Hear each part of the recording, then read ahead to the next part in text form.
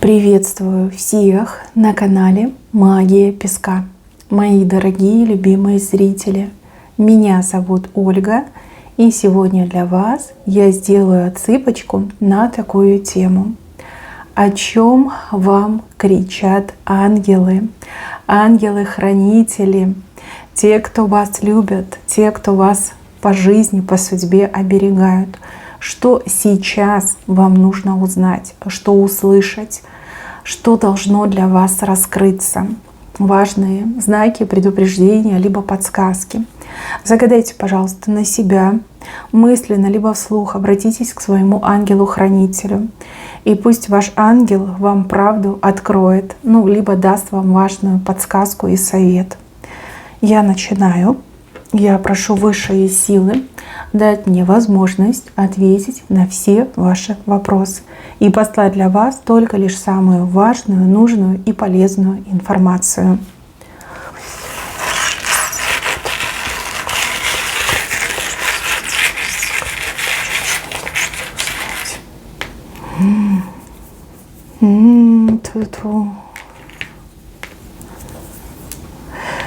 Знаете, мои хорошие, здесь как какой-то страшный этап вашей жизни подходит к концу. Стресс заканчивается, боль заканчивается, напряжение, сомнения.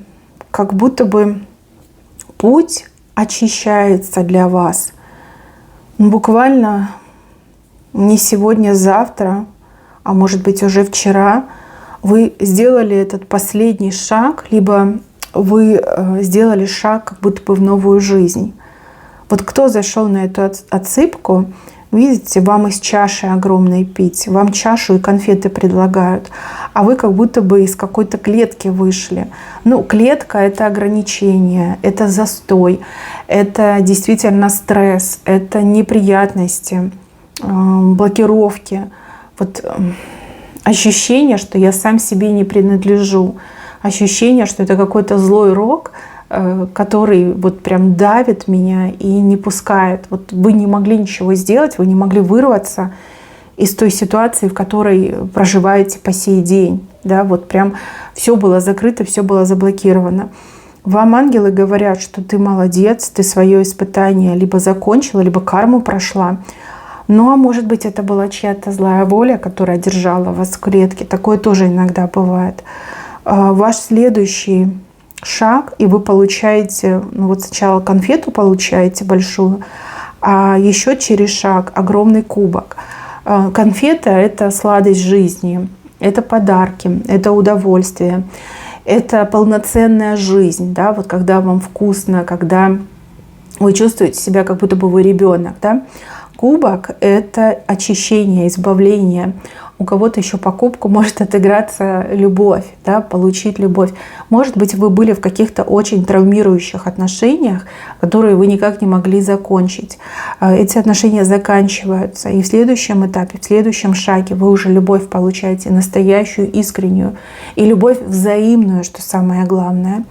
Также, мои хорошие, у кого-то действительно, вы расстались, но вы не могли избавиться от навязчивых мыслей о мужчине. А может быть, это был страх перед мужчинами. Вы думаете: ой, опять сейчас влюблюсь, опять меня будут обижать, меня будут ноги вытирать, я познаю 1001 несчастье. Я не хочу, я закроюсь от мужчин, я никого больше в свою жизнь не пущу.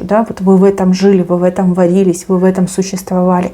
Конечно, это было очень плохо и больно. У кого-то еще могла быть история с деньгами, кредиты, долги, невозможность заработать, везде отворот-поворот, все закрыто для вас, только прям с вас тянут, последние отбирают. Вы в этом состоянии очень долго жили, но тут больше похоже, наверное, на какую-то карму, которую вы закрывали. И по конфете это и деньги, и удовольствие, и радость, а по чаше это жизнь через край, наполненная жизнь. Не так, что вы вынуждены ужиматься, экономить на всем и на вся, а жить на широкую ногу. Есть такое выражение — жить на широкую ногу. То есть конфета и огромная чаша. Причем клетка у вас с левой стороны остается, а конфета у вас прям по центру, а чаша с уклоном вправо. это то, что вы получите. Да, возможно, вас на эту отсыпочку приведут за руку ваши ангелы и скажут: вот послушай, что тебя ждет. Хватит себя угнетать, хватит страдать. Ты буквально на пороге новой жизни. Но опять же, у нас же и год особенный, год огненной лошади, красной огненной лошади. Здесь события настолько сильно ускоряются, и настолько все меняется, да, не успеешь моргнуть, а уже картинка поменялась, уже все по-другому. И эта лошадь, она освещает путь, она мчится через все преграды, она конкретно нацелена добиваться лучшего. Вот и вы на этой лошади славно покатаетесь. Вот конфета сначала, а потом у вас кубок идет. Дальше. Кто подозревает на себе негатив? Ну вот что на вас есть негатив. Кто-то что-то против вас делает, конкретно делает, там, подсиживает, провоцирует, спекулирует, настраивает людей, возможно, подставляет вас. Ну, либо, возможно, какие-то там проклятия в вашу сторону, какую-то порчу на вас могут делать. Что вот негативные, да, негативные обряды проводить, запретные обряды проводить. Вот кто на себе это подозревает, вам укажет на этого человека, причем как метка какая-то будет на этом человеке. Вы не просто так это подозреваете, вы сердцем чувствуете, но у кого-то интуиция просто от Бога, и вы себе это объяснение нашли. Да? То есть кто-то скажет: ой, у меня жизнь несчастливая, а кто-то начинает думать и проводить параллели, что да, так просто не бывает. Было все более-менее нормально, а потом раз и все рухнуло. Вот явно есть человек в вашем окружении, кто против вас действует, категорично настроен против вас и пытается разрушить вашу жизнь. У этого человека появится метка, вот конкретная метка, по которой вы этого человека узнаете. Вы все разные, и метки тоже будут разные, но это то, что вы увидите. Допустим, это может быть синяк, да? Вот человек поставил себе синяк. Это может быть порез, это может быть ожог, это может быть прыщ на все лицо, понимаете? Вот, ну вот метка, да, вот вы видите этого человека с его увечьем и сразу думаете: о, это как метка, вам такая мысль в голову придет. И покажут этого человека. Когда вы будете знать, кто ваш враг, кто ваш недоброжелатель, этот человек над вами силу потеряет. Но потому что вы уже знаете, от кого что ждать, вы можете даже впрямую сказать, что «а я знаю, чем ты занимаешься». Не нужно там уточнять, вы просто скажете, что тебе вот это вот прыщ на весь нос, да, либо на все лицо, либо синяк под глазом, либо там ожог. Это тебе за твои деяния. И вы знаете, человек очень сильно испугается. Человек, ну, буквально вот зациклится на этой мысли, и эта мысль не отпустит уже этого человека. То есть пойдет откат, пойдет обратка. Даже если человек там не применял магию, но, например, накручивал против вас других людей и вас подставлял, пойдет обратка этому человеку. Человек буквально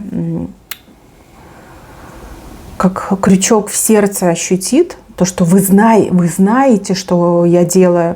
И человек начинает бояться, человек начинает сам себя изнутри пожирать.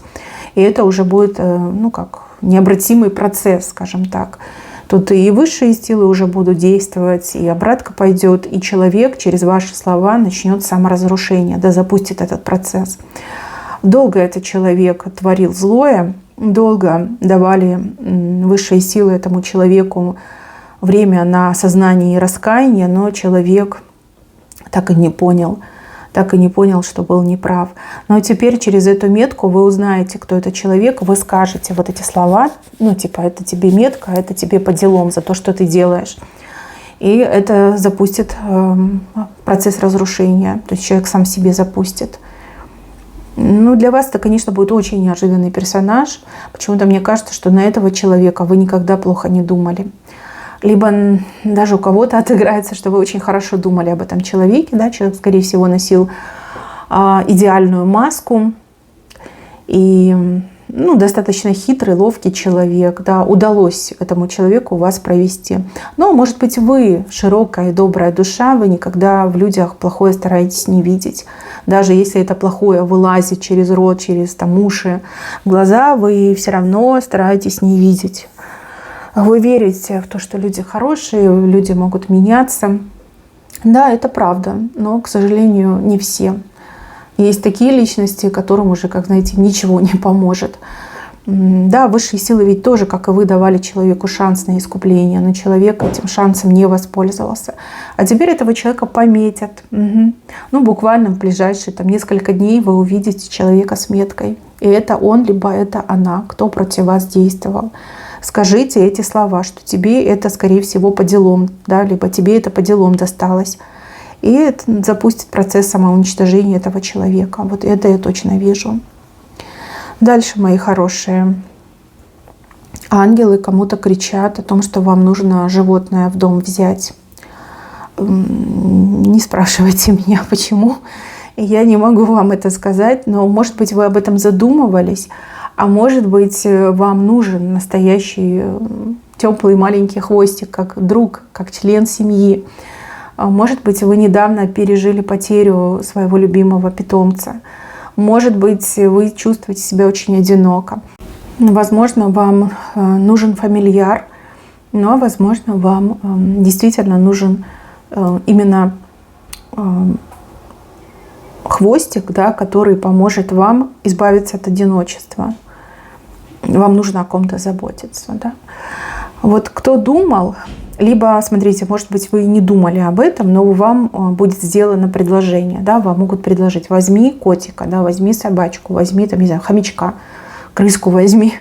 Не отказывайтесь, не отказывайтесь. Так хотят небеса, и так для вас будет лучше, и для животного будет лучше. Вы вот как-то идеально друг к другу подойдете. Жизнь благодаря этому маленькому пушистику, либо хвостику, да, очень сильно поменяется в лучшую сторону. Не надо думать о проблемах, которые могут возникнуть. Думайте о том позитиве, о той любви, которая у вас впереди. Ну, идет мне, что надо взять. Понятно, что не всем, но кто думал, либо кому будут предлагать, да, не отказывайтесь, берите. Вы точно справитесь, вы и хвостику любовь подарите, и хвостик вам любовь свою отдаст. Ну и настоящим верным другом вам станет. Жизнь ваша будет меняться в лучшую сторону, благодаря тому, что вы животное домой возьмете. Кстати, да, это не обязательно кошки-собаки, это может быть даже птица. Вот, поэтому берите. Надо брать. Надо брать, точно не пожалеете. И еще, мои хорошие, вот здесь очень похоже, что решится вопрос, который не решался годами, может, и месяцами.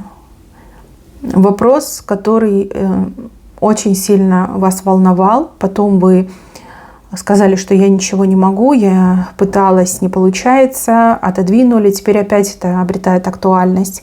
У вас из-за этой ситуации идет прям стресс очень сильный, и вижу, что из-за этой ситуации у вас проблемы с нервной системой. Оно давит на вас, очень сильно давит. Смотрите, этот вопрос, он решится в два этапа. Ну, либо ситуация, либо проблема решится в два этапа. Первый этап – какие-то люди принимают решения. Вы там не участвуете. Это какие-то прям совсем другие люди. И, возможно, даже люди на каких-то высших как должностях. Эти сливки общества, либо как их называют, законотворцы. Вот они там примут решение, а дальше это спустится ниже.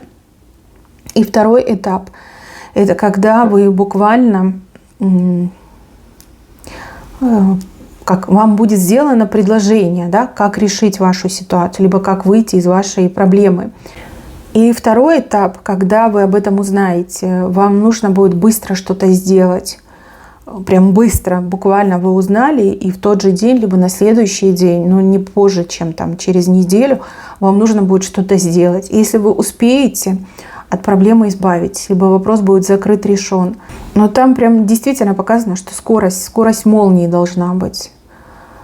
Вам что-то будут предлагать. Вот вам скажут, нужно так и так, либо есть возможность этого и этого. И вы говорите, да, беру, соглашаюсь, мне подходит, и сразу же начинаете это делать, не дожидаясь, пока время пройдет. Не знаю, как-то это связано с тем, что вы можете либо не успеть, либо не протолкнуться. Возможно, вы не одна, либо не один в такой ситуации. И чем позже вы начнете, тем сложнее будет процесс, тем больше будет подводных камней, тем больше будет конкурентов, да, либо там толкучка какая-то образуется, заторы. Поэтому как только вам сделают предложение, а вам его точно сделают, сразу же соглашайтесь, и вот что-то надо сделать вам быстро. Тут, кстати, событие произойдет, мне идет как через месяц, либо в следующем месяце, а может быть ровно календарный месяц, да, 30 дней. Буквально сейчас уже что-то происходит, уже начинает что-то меняться, да, в этих высших кулуарах что-то там люди собираются, обсуждают, буквально вот принимают решения. И второй этап – это когда вы должны будете проявить скорость. Скорость куда-то пойти, податься на что-то, заявить о чем-то. Да, очень быстро нужно будет сделать. Дальше. Ангел говорит о том, что вы что-то забыли, что-то очень важное забыли. Вы это где-то записали. Может быть, записали где-то в блокнотик, либо где ваши там документы хранятся. Может быть, это где-то у вас в календаре записано. Вы забыли. Вы об этом не вспоминаете, а нужно вспомнить. От этого очень многое зависит. Если вы не вспомните, то будут проблемы. Вот забыли что-то. Может быть, у кого-то день рождения, да, вы забудете поздравить, и человек обидится, и вы рассоритесь, и друг друга потеряете. Может быть, вам нужно что-то оплатить. И если вы в срок не сделаете оплату, то там штраф будет, либо еще какие-то проблемы.